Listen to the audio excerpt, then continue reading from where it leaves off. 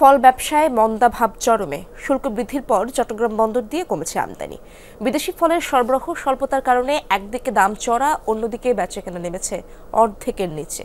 বর্ধিত শুল্ক প্রত্যাহার না করলে 14 ফেব্রুয়ারি থেকে আমদানি ও খালাস বন্ধের ঘোষণা দিয়েছেন ব্যবসায়ীরা। যমুনা স্মার্ট রেফ্রিজারেটর, স্মার্ট লাইফে স্মার্ট রেফ্রিজারেটর। চট্টগ্রামের ফলমূলের সবচেয়ে বড় পাইকারি বাজার স্টেশন রোডে, যেটি ফলমন্ডি নামে পরিচিত, আছে শতাধিক আড়ত। মাস কয়েক আগেও এখানে বেচা কেনা ছিল জমজমাট, দিনরাত ব্যস্ত থাকতেন আড়তদার ও শ্রমিকরা। তবে ফল আমদানিতে সম্পূরক শুল্ক বাড়ানোর পর থেকে পাল্টেছে চিত্র। সরবরাহ কমার পাশাপাশি বেচা কেনা নেমেছে অর্ধেকের নিচে। মালের দাম বেশি হতে আমরা মাল নিতে পারতেছি না। আমাদের দোকান ভাড়া অনেক বেশি, খরচ, স্টাফ খরচ, যাবতীয় খরচ বেশি।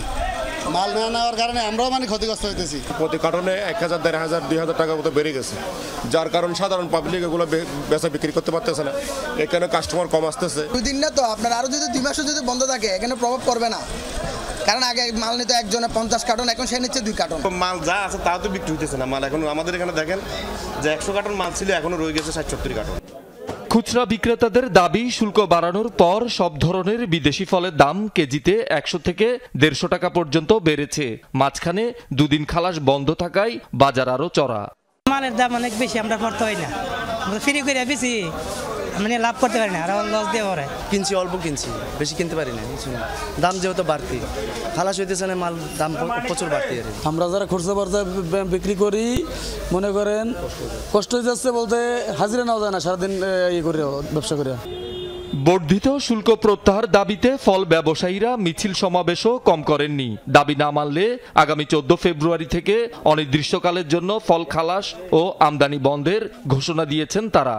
এরপরও যদি দাবি দেওয়া মানা না হয়, আগামী 14 তারিখ থেকে অনির্দিষ্টকালের জন্য ফল ডেলিভারি বন্ধ করে দিব আমরা, এবং আমরা আমদানিকারকদেরকে ঘোষণা দিয়ে দিচ্ছি যাতে এলসি না করে। আমদানিকৃত ফল খালাস বন্ধ হলে কন্টেইনার জটের শঙ্কায় বন্দর কর্তৃপক্ষ। এইভাবে কন্টেইনার যদি রেফার কন্টেইনার ডেলিভারি না যায়, তাহলে এগুলা অনির্দিষ্টকালের জন্য ওগুলো জমতে থাকবে।